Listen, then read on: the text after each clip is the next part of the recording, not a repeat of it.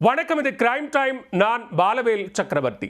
நாகர்கோவிலில் அரசு வேலை வாங்கித் தருவதாக கூறி 1.5 கோடி ரூபாய் மோசடி செய்த காவல் ஆய்வாளர் கைது செய்யப்பட்ட சம்பவம் பரபரப்பை ஏற்படுத்தியுள்ளது. 12ஆம் வகுப்பில் தேர்ச்சி பெறாதவருக்கு வேலை வாங்கித் தருவதாக கூறி தனது மனைவியுடன் இன்ஸ்பெக்டர் வசமாக சிக்கியது எப்படி? கன்னியாகுமரி மாவட்டம் மார்த்தாண்டம் பகுதியைச் சேர்ந்தவர் லலிதா. இவர் தனது கணவர் மற்றும் குழந்தைகளுடன் வசித்து வருகிறார். தேனி மாவட்டம் உத்தமபாளையம் பகுதியைச் சேர்ந்த காவல் ஆய்வாளர் ஏசுராஜசேகரன் என்பவர் கடந்த 2022ஆம் ஆண்டு கன்னியாகுமரி மாவட்டம் புதுக்கடையில் காவல் ஆய்வாளராக பணியாற்றி வந்தார்.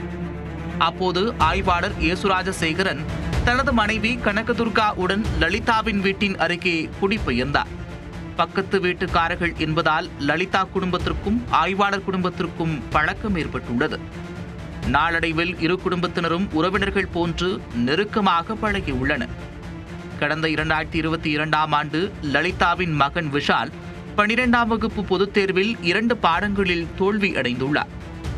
இந்த தகவலை ஆய்வாளரிடம் லலிதா கூறியுள்ளார். அப்போது தனது மனைவி கனகதுர்கா பள்ளிக்கல்வித்துறை இணை இயக்குநராக பணியாற்றி வருவதாகவும் ஆய்வாளர் தெரிவித்துள்ளார்.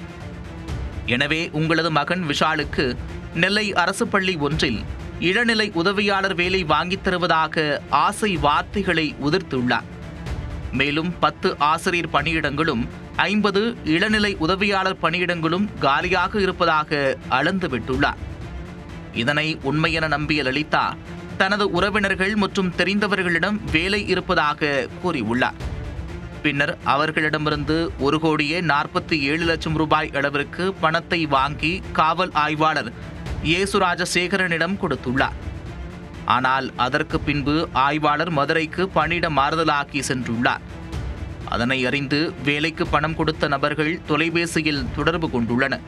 செல்போன் அழைப்புகளை துண்டித்த ஆய்வாளர் கடந்த ஆண்டு போலி பணி நியமன ஆணைகளை தபால் மூலம் அவர்களுக்கு அனுப்பியுள்ளார். அது போலி என தெரிந்து தட்டி கேட்டவர்களை ஏசுராஜசேகரன் தகாத வார்த்தைகளால் திட்டி மிரட்டியதாக கூறப்படுகிறது. இதுகுறித்து பாதிக்கப்பட்டவர்கள் கன்னியாகுமரி மாவட்ட காவல் கண்காணிப்பாளர் அலுவலகத்தில் புகார் அளித்தனர். அந்த புகாரை மாவட்ட குற்றப்பிரிவுக்கு அனுப்பி விசாரணை மேற்கொள்ளுமாறும் எஸ்பி உத்தரவிட்டிருந்தார். குற்றப்பிரிவு போலீசார் நடத்திய விசாரணையில் அரசு வேலை வாங்கித் தருவதாக கூறி ஆய்வாளர் ஏசுராஜசேகரன் மோசடியில் ஈடுபட்டது உறுதியானது.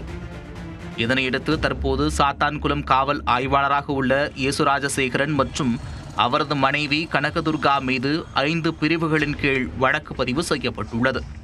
இதன் அடிப்படையில் நெல்லை சரக டிஐஜி மூர்த்தியின் உத்தரவின் பேரில் ஏசுராஜசேகரன் நெல்லை மாவட்ட ஆயுதப்படைக்கு மாற்றம் செய்யப்பட்டார்.